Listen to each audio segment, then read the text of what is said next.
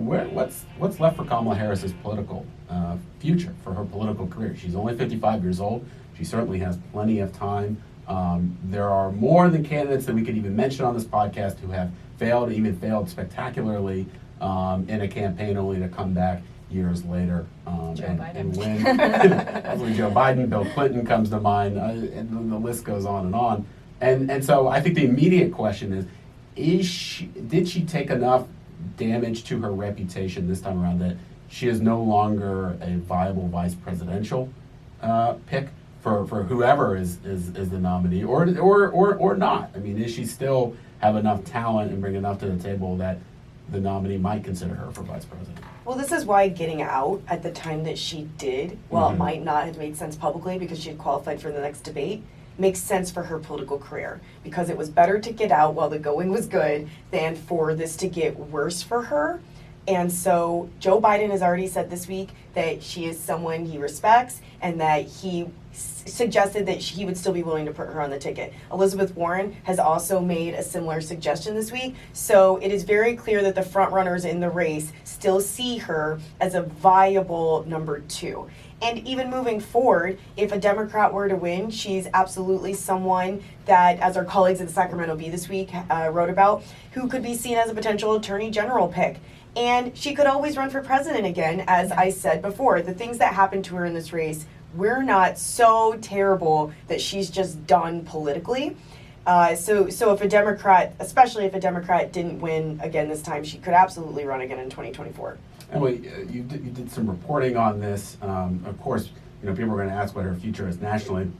People in California, of course, are wondering where her future is in that state. What did your reporting turn out? I mean, she'll be a force in the state for the foreseeable future. I think most people I talked to and that my colleagues talked to at the Bee said that they do not believe she will be content just staying in the Senate. She's not going to be a Dianne Feinstein Senate lifer. She has too much ambition for that, and frankly, as we just talked about, the policy, the nitty-gritty of policy making and some of the horse trading that you have to do in the Senate, that doesn't really appear to be her cup of tea. She obviously has issues she cares about.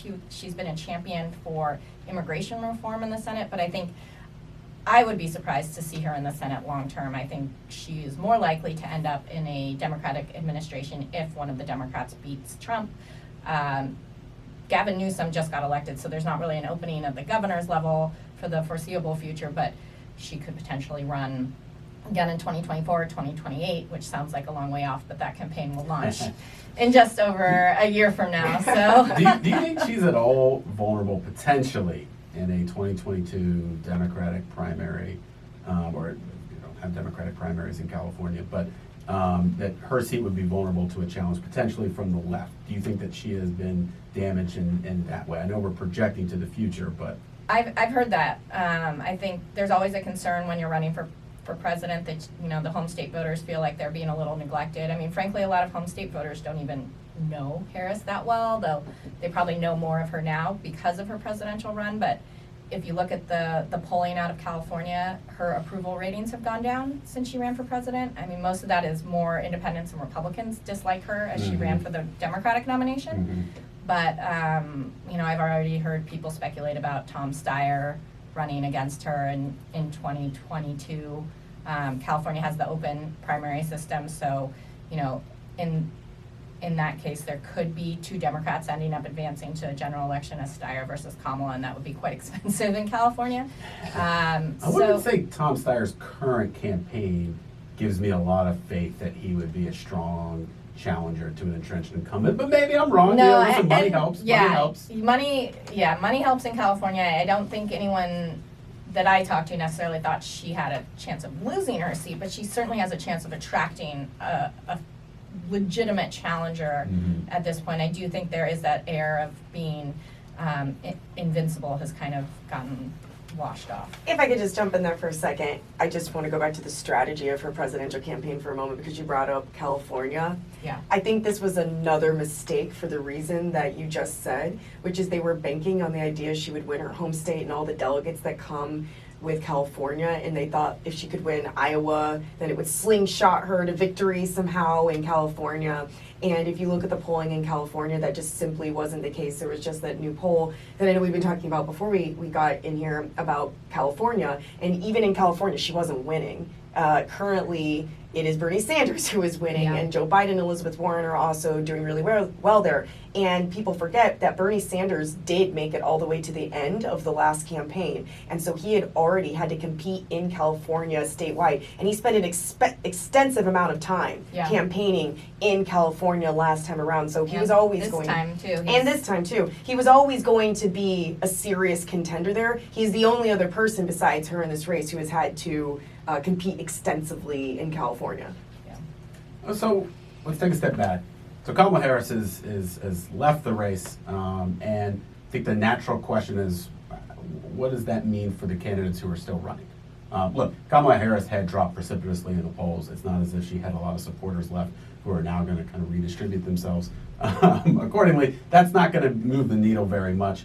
But I am interested. There are two things that stick out to me. One, I wrote a story about this week. As things stand now, the next Democratic debate, the only candidates who have qualified are white. And there was a lot of discussion about that this week, and the problems that might pose for a party that is, of course, at this point, less and less white, and whether or not, even if none of the candidates were doing well, and Cory Booker, who's still in the race, is not qualified for that debate because he's not doing well enough. Just the fact that you have a party that, Pew conducted a poll in 2017 is 40% non-white at this point, and yet the 6 leading contenders would be all white.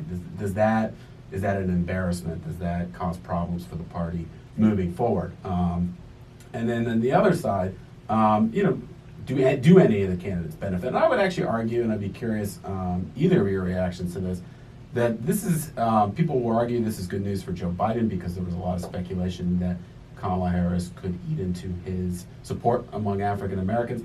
I would argue for Pete Buttigieg and Elizabeth Warren, this is a bigger deal because when Kamala Harris's support spiked, it actually spiked with a lot of college-educated white voters that at this point are kind of evenly split between Buttigieg and Warren. And yes, she is not doing well, but look, to me, if you have demonstrated that you can, in the right circumstances, win those voters over, that's something, and that there was plenty of race left. She could have had another moment. It could have caused problems for either of those two candidates. So to me, this actually really is good news for Pete Buttigieg and Elizabeth Warren. But what do you guys think? Where does this leave the race? So I'll start with Joe Biden for a second, which, by the way, I will add, he has, as the former vice president, had to campaign in California, and obviously he is picking up a lot of money from Californians for his race.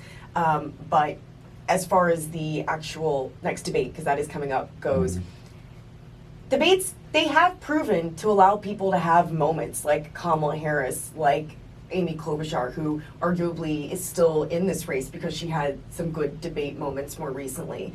And the next debate could determine what happens in those debates, right? Could determine the outcome, who actually makes it to Iowa and who makes it beyond that. And remember in the last debate, at the point when Joe Biden just forgot that Kamala Harris was in the Senate whatsoever, right? And Kamala had said the thing about, I'm right here. It just keeps sticking with me this entire week, right? Like, didn't even remember she was on the stage, and now she's not right here. Right. She's not right here anymore. And that was an opportunity to do what she did the first debate almost, which was could have made that into shirts, could have really capitalized on that, and her campaign didn't. And so campaign's abilities to capitalize on these debate moments like Bernie Sanders and how he wrote the bill and whatnot, I do think will be really large determiners heading into the beginning of the year. This is their last chance, right? Like, this is your last chance to make your argument on the national stage.